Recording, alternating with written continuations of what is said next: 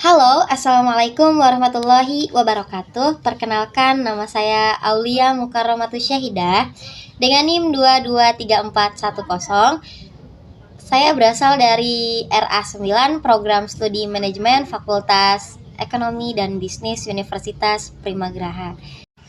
Baik teman-teman, di sini saya akan memenuhi tugas UAS saya dari mata kuliah Manajemen Kinerja yang diampu oleh dosen kita, yakni Ibu Ratu Ayu Primi Putri Rahmania Serja Atmaja, Eshum MM. Selamat menyaksikan.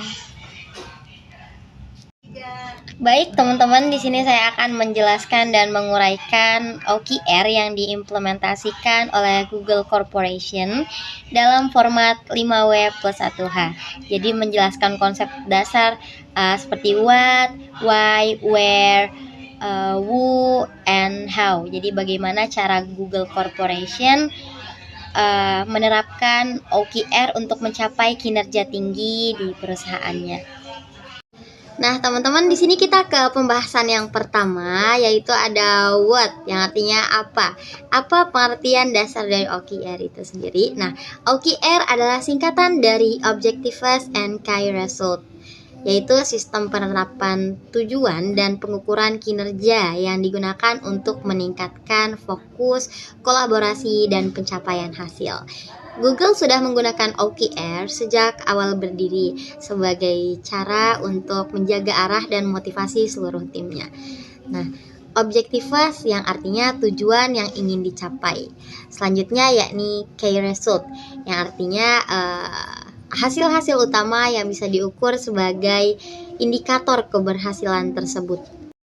Baik, kita ke pembahasan selanjutnya, yakni ada when, kapan OKR ini digunakan. Nah, OKR disusun dan ditinjau secara triwulan, jadi di setiap per 3 bulan.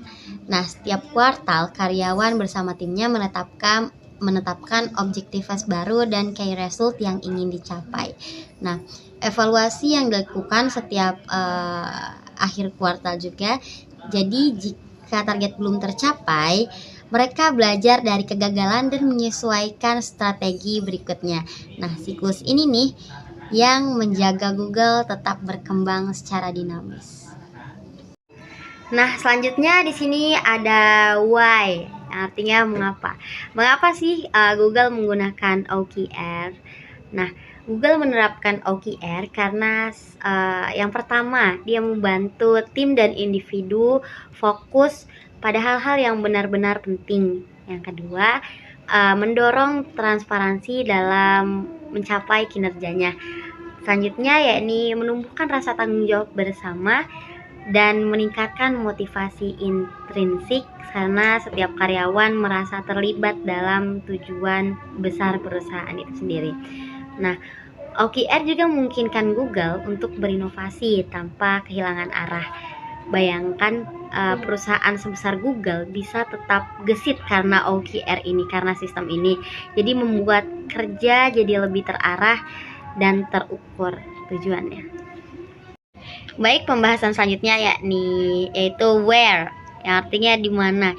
Nah, di mana sih OKR ini diterapkan? Nah, OKR diterapkan pada seluruh bagian Google, mulai dari level corporate, divisi produk, hingga ke karyawan individu.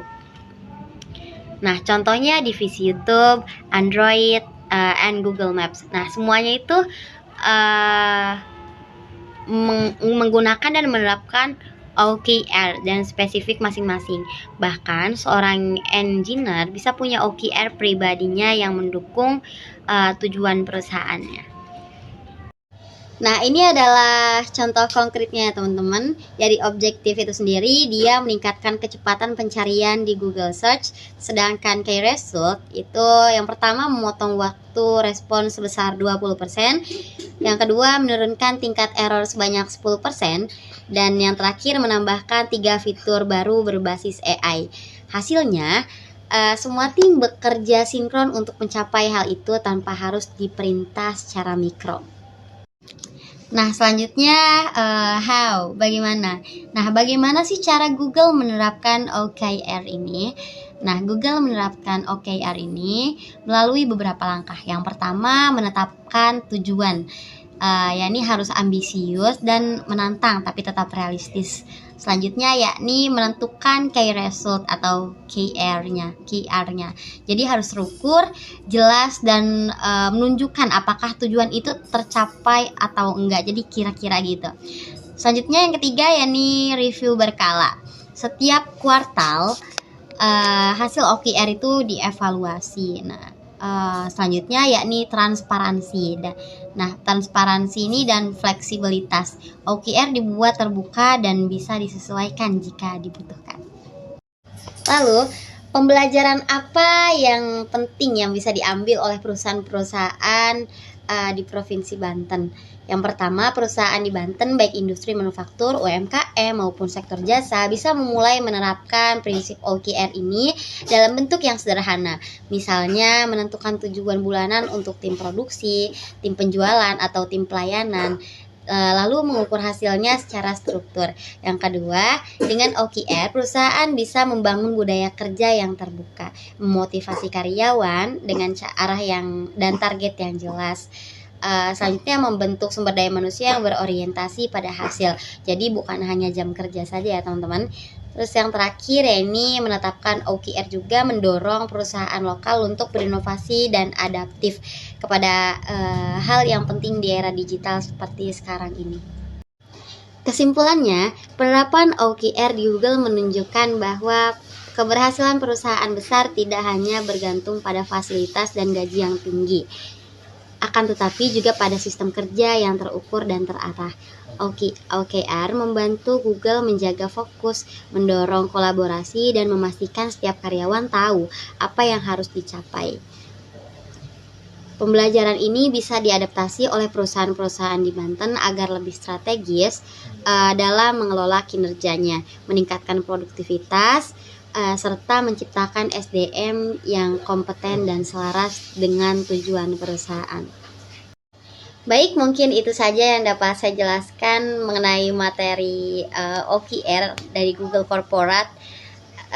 Kurang lebihnya mohon maaf. Wassalamualaikum warahmatullahi wabarakatuh.